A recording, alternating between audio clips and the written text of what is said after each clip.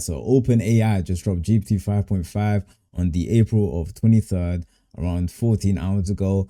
And what's crazy is that Claude Opus 4.7 actually came out on April the 16th, so a week before GPT 5.5 has actually dropped. And in this video, I'll be going through the actual benchmarks and comparing the both of them. And to be honest, the results are actually kind of shocking. So let's get right into it. All right, so just quick context. GPT 5.5 actually came out on the 23rd of April. And OpenAI has actually nicknamed it Spud, which is actually kind of funny. And in terms of context windows, they both have a 1 million token context window. So that is still the same. And in terms of pricing, GPT 5.5 is actually the cheaper option right now. So going in, without even looking at the benchmarks, OpenAI already has a pricing edge in terms of Anthropic Claude Opus 4.7. But anyways, we're going to get into what you guys came into the video for. We're going to go over the benchmarks and see how well GPT 5.5 actually performed. All right, so here we actually have the benchmarks loaded up. And they are pretty insane. I took a quick look at them, so we're going to go over them together. So in Terminal Bench 2.0, which is basically a test which shows how well an AI can operate as an agent using tools and completing multi-step tasks, GPT 5.5 actually scored an 82.7% compared to Claude Opus 4.7, which scored 69.4%.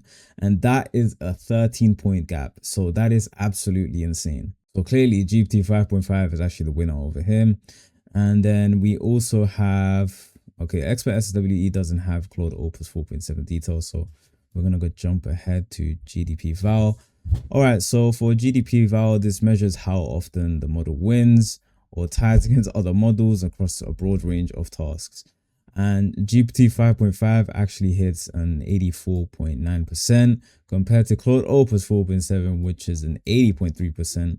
And it is around a 4-point gap. So it isn't that bad of a difference. It is actually pretty similar. So, but still GPT 5.5 actually manages to take the win. And then we have OSWorld verified, and this tests how well AI navigates and uses a computer like a human. And GPT 5.5 actually scored 78.7% compared to Claude Opus 4.7, which scored 78%. And Claude actually takes the win on this one. It is a 0.3% gap difference. So it is pretty similar again, but Claude Opus still takes the win on this one. And then Toothathlon, we don't actually have Claude Opus 4.7 here. And then BrowseComp, which is web browsing and research, GPT 5.5 scored 84.4%.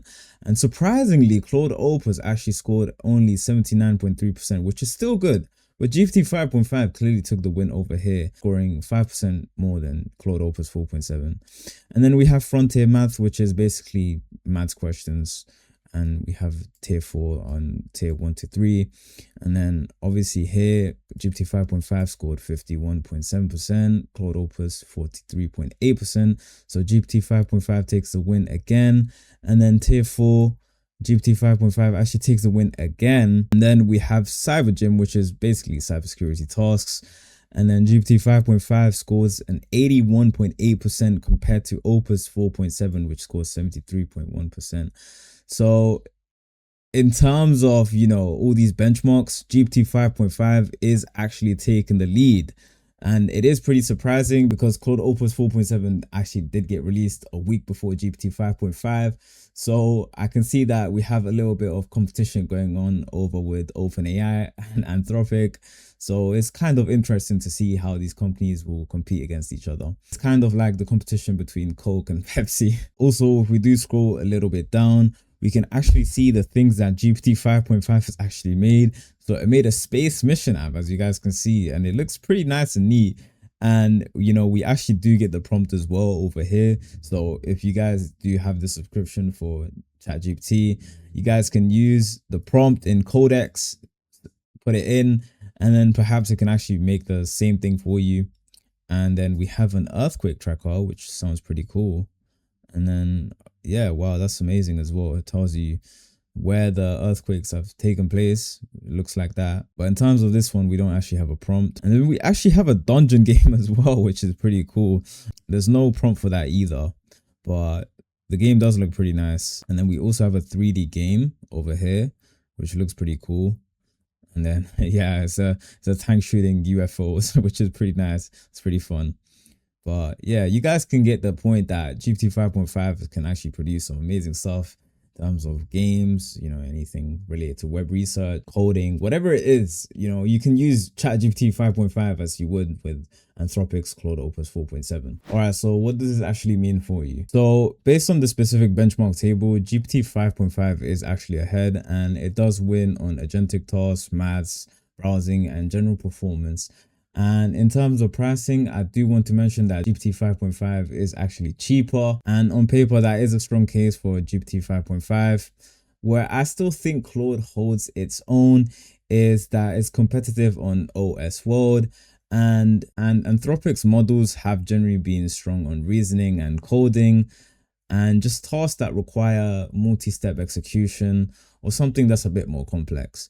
And even if these specific benchmarks are on this table, you can still experiment with yourself and see that Claude Opus's 4.7's answers are actually pretty good. But if someone asked me right now, based purely on what I can see here, GPT 5.5 does actually look like the stronger model at launch. Whether that holds as more independent benchmarks actually come out. And to be fair, the honest answer is use whatever you use and you're already comfortable with for day-to-day stuff, and the difference won't actually matter if you're using it for everyday tasks like writing emails or planning content. Where it matters is complex stuff like multi-step tasks, and there right now GPT 5.5 actually does have the edge. All right, so here are 3 things to remember. GPT 5.5 actually dropped yesterday on the April 23rd, and currently as of right now it is only available to paid users. All right, so in terms of the benchmarks, GPT 5.5 is actually leading in terms of all the metrics, especially agentic and math tasks, and Claude is competitive, but it is trailing. And thirdly, GPT 5.5 is cheaper on tokens.